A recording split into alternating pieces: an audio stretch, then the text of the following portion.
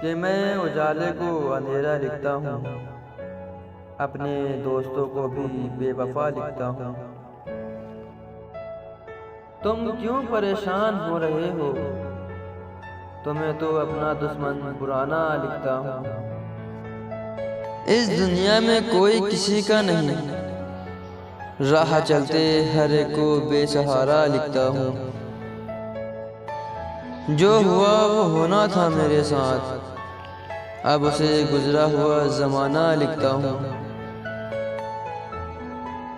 खुद को सबसे छुपाने के लिए मैं गम में भी मुस्कुराना लिखता हूँ। जिनकी मेहरबानी से शायरी सीख ली,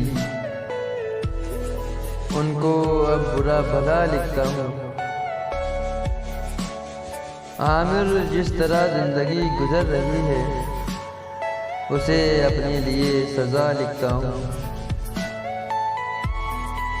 कि मैं उजाले को अंधेरा लिखता हूँ, अपने दोस्तों को भी बेवफा लिखता हूँ।